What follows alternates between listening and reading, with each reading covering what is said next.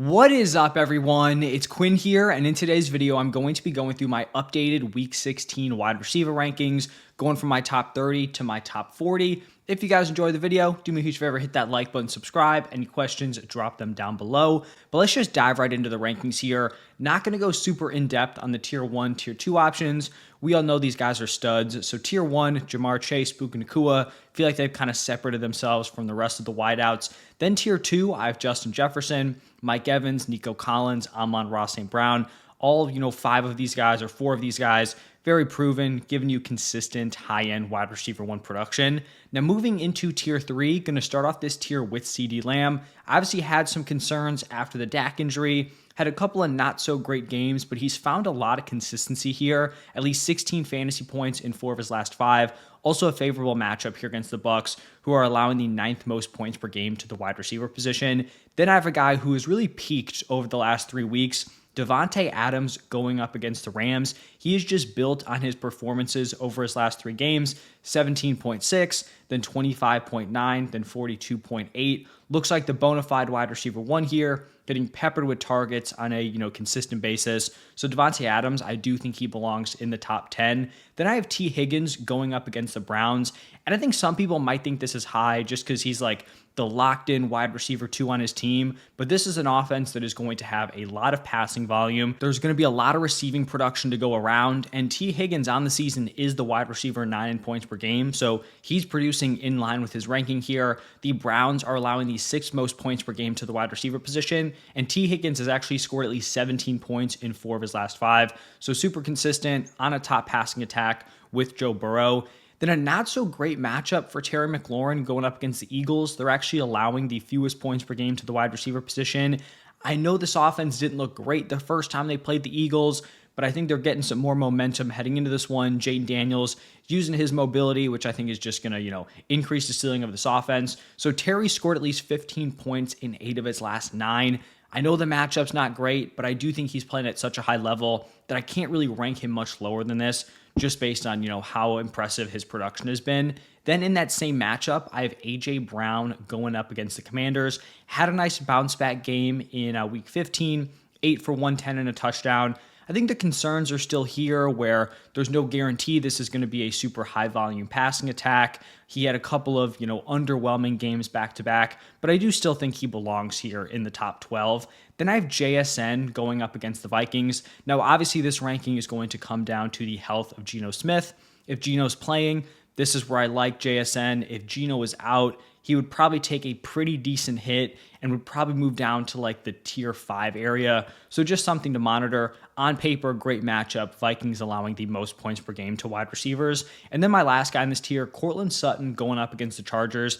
Not coming off a great Week 15, did get into the end zone to kind of save his fantasy day, but he's been on a tear over his last 7, averaging 9.4 targets a game, 18.9 points per game. Now moving into tier 4, I actually bumped up this guy leading this tier, Brian Thomas Jr., someone who I've been a big fan of this season, been consistently high on him, and he's really started to find some consistency here while also putting up a ceiling game in Week 15. So in his last 4, he has put up 13.6, 18.7, 16.6, and 32.5 PPR points.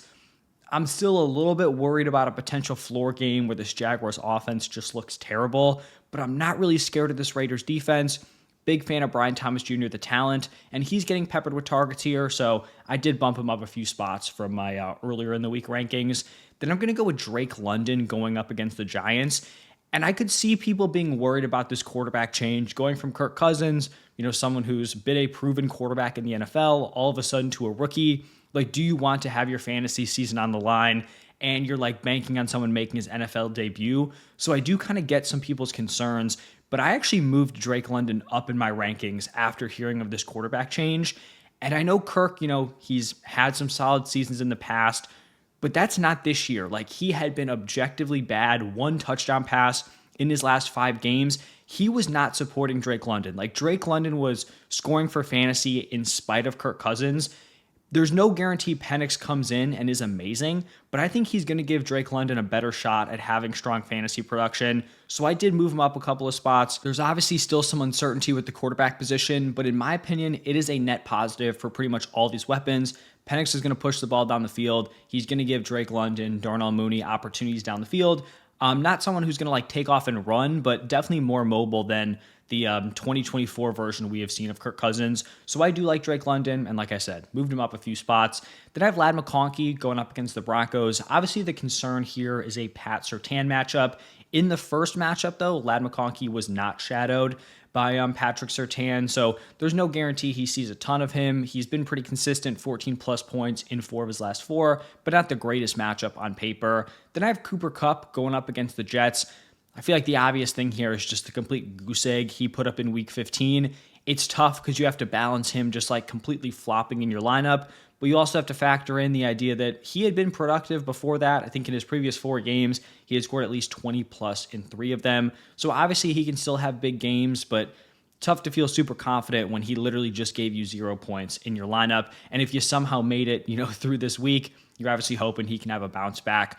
Another guy who, has had high-end wide receiver 1 production in previous seasons, disappointing this year, Tyreek Hill. Rough week 15, 2 for 36. He's averaging 15.2 points per game with Tua, which is fine, but definitely not like locked in wide receiver 1 production. And then not a good matchup this week. 6th fewest points per game to the wide receiver position from this Niners defense. Few more guys in this tier. I have Malik Neighbors going up against the Falcons. He has just been an absolute target hog. 11.7 targets per game. The quarterback situation is just a revolving door. Looks like he's going to get Drew Lock this week. Not high in this Giants offense. I really like Malik Neighbors. The volume is going to be there. Just the question of can he replicate another week 15 where he actually showed off, kind of a ceiling, going 10 for 82 and a touchdown. I think it's just the touchdown upside is so much lower than a lot of these other wide receivers. Then 2 more guys, George Pickens going up against the Ravens. He has missed back-to-back games, but with Russ at quarterback, he's averaging 16 points per game, and the Ravens are allowing the 2nd most points per game to the wide receiver position. And then my final guy in this tier, Jawan Jennings going up against the Dolphins. Really rough week 15, someone who I liked heading into that Rams game, but he has still been super impressive when he has gotten starting reps. 19.8 points per game as a starter, 15.4 if you want to take out his nuclear game. Unfortunately, not a great matchup here. I'm allowing the 2nd fewest points per game to the wide receiver position. Purdy struggled as of late. I do think we could see a bounce back here from this Niners offense. Now, moving into tier 5, I'm going to start off with Jordan Addison going up against the Seahawks. He was really like a true boomer bust early on in the season. The floor was super low. He's really started to kind of find his groove here over the last 5 games. In his last 5, he has put up 15.1, 30.2, 9.4, 39.3, and then 13.3 fantasy points. So he's had those huge boom games with 2 30-plus performances, but he also has had a floor of 9 points, 9, 13, 15, which is not terrible in a floor performance from him. So Addison, I think he kind of belongs here as a back-end wide receiver too. Then I have Garrett Wilson going up against the Rams. He's actually had back-to-back solid games, 7 for 114, then 3 for 56 and a touchdown. But I do think the concern here is just that Davante Adams seems to be pulling away as the top dog here. He's dominating the targets. And so Garrett Wilson is still playable, a viable back-end wide receiver too. But first, when you had Davante Adams coming in, it looked like Garrett Wilson was still the guy to play. Then it seemed like they were pretty much neck and neck. At this point, it does seem like they've kind of gone in separate directions here. After Wilson, going to go with Khalil Shakir going up against the Patriots. Just a super consistent, very safe option in your lineup. You've got a lot of weapons here for the Bills. Guys like Keon Coleman, Amari Cooper, Dalton Kincaid haven't found a lot of consistency. Khalil Shakir has. He has scored at least 11 points in 7 of his last 8. And as of late, has had a couple of higher ceiling performances, 15 plus in 3 of his last 4. After Shakir, going to go with DJ Moore going up against the Lions. Another guy who's kind of found some consistency. Offense is sketchy, but he scored double digits in his last 5 games. And on paper, it's a nice matchup here. 8th in points per game allowed. Plus, you have to factor in all the injuries this Lions defense is dealing with. Then I'm going to go with Jacoby Myers going up against the Jaguars. I like the news that Aiden O'Connell is going to be back here. It's a favorable matchup on paper. The Jaguars are allowing the 3rd most points per game to the wide receiver position. Obviously, there's some concerns here about this offense. Jacoby Myers kind of saved his fantasy day late in the Week 15 game. Didn't have a ton going on early on. So I think he's in this fringe wide receiver 2 territory. And then my final guy here, this is honestly just sad. I have Jerry Jeudy here going up against the Bengals as my wide receiver 27. I want to say before the news that Jameis was getting benched, he was like my wide receiver 10, somewhere in that area. But they're going from Jameis to Dorian Thompson-Robinson. And I think for these pass catchers, like this just has to be viewed as an extreme negative because I feel like DTR has a lot of the same like negative characteristics of Jameis, just in terms of being like turnover prone, will be willing to give the ball up, but I feel like he doesn't have the same ceiling as someone who's going to come out, sling it, and just pepper these guys with targets. So it sucks to have Jeudy ranked this low because his production had been so impressive. He had been so consistent, 14 plus points in each of his last 6 games. But I do think it's just a very significant shift. And I mean, I'm not saying DTR is going to be as bad as Deshaun Watson, but you just want to look at the splits, with Watson at quarterback versus when Jameis took over. Like, it is night and day. Jeudy went from unplayable in fantasy to all of a sudden being like a locked-in fantasy wide receiver 1. So I think you pivot away from Jameis. It's tough to like fully buy back in here on Jeudy. Obviously, he's proven he's a talented player. This is not an anti-Jeudy thing, but Jameis had really just been an amazing option for fantasy for pretty much all these guys, right? Cedric Tillman when he was healthy, David Njoku when he was out there. So definitely tough break for fantasy, in like the fantasy football semifinals.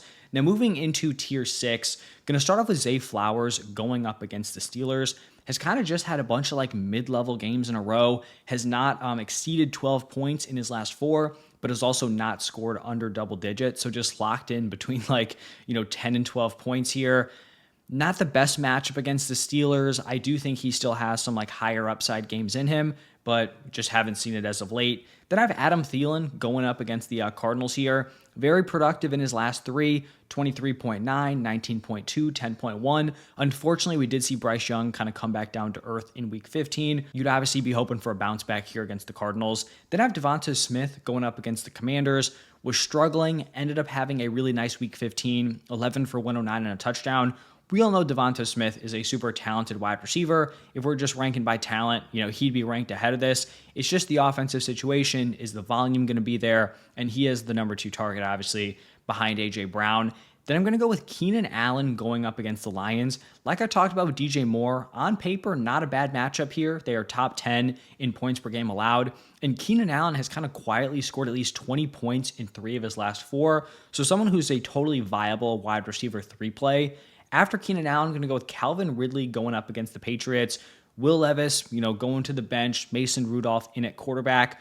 Ridley had a couple of boom games, towards the middle of the season. Has kind of cooled off a little bit as of late, under 10 in 3 of his last 5. But I think he's always live to have a solid performance here. I don't really think the Mason Rudolph move changes a ton. I really don't think he's that much of an upgrade over a guy like Will Levis. Then I'm going to go with Darnell Mooney going up against the Giants. And I actually think Michael Penix taking over is very interesting for Mooney. Someone who's going to be used down the field, a big play threat. I think Michael Penix coming in, potentially being able to, make some more time back there, push the ball down the field, could definitely benefit Darnell Mooney. And then going to close out this tier with DK Metcalf. Like I talked about with JSN, on paper, very strong matchup, most points per game allowed to wide receivers. This is obviously assuming that Geno's playing. Metcalf has just been really rough as of late, under 11 PPR points in each of his last 4 games. Now, if Geno's healthy, I could totally see a bounce back from Metcalf. He's too talented to not have a decent game at some point, but it's definitely been rough as of late. And now we're going to move into my 7th and final tier, and we're going to start off with Josh Downs going up against the Titans. This is definitely like a talent versus situation thing. Week 15, not great, 3 for 32. In his previous 4 healthy games, though, he had scored at least 12 plus. Some of those were with Anthony Richardson at quarterback. So I still think he could give you decent production, but it's tough to fully buy into any of these Colts wide receivers with A-Rich playing quarterback. Then I have Marvin Harrison Jr. going up against the Panthers. The tough thing here for Marv is there is just no floor. Like, he could go out, have a big game. He's had them this season, but his floor is just so unbelievably low. He has scored under 9 points in 3 of his last 4. On paper, decent matchup, just no consistency out of him this season. Then I have Jameson Williams going up against the Bears. Someone who I think was kind of viewed as a boomer bust option, but has kind of found some consistency here. Hasn't necessarily had like a nuclear performance as of late, but has hit at least 11 PPR points in 4 of his last 5. Then in that same division, Jaden Reed going up against the Saints. On paper, good matchup. Saints are top 5 in points per game allowed to wide receivers. The problem with Jaden Reed is that his floor is low because he is not commanding targets at a high level. He has only hit 7 or more targets one time this season. I believe he's maxed out at 8. He's had a bunch of other 6-target games, but that's just not getting it done in the floor department. So he could go out there, have a big play, have a long rushing touchdown, but it's just, seems like a very risky play at the wide receiver position. Then I have D-Hop going up against the Texans. In his time with the Chiefs, he's averaging 12.3 points per game. Does look like they could be getting Hollywood Brown back. Wouldn't expect him to play a huge role. I think D-Hop's fine as like a high-end wide receiver 4. And then someone who I believe is making their debut in these rankings, Jalen McMillan going up against the Cowboys. Now, I'm not sure that these last 2 weeks haven't just been a little bit fluky, stacking 2 decent games together. But in his last 2, he has gone 4 for 59 in a touchdown and then 5 for 75 in a touchdown. So if he's emerging here as a clear-cut wide receiver 2 for the Bucs or the number 2 target, that's definitely an interesting option here as like a wide receiver 4 play, potentially flex option.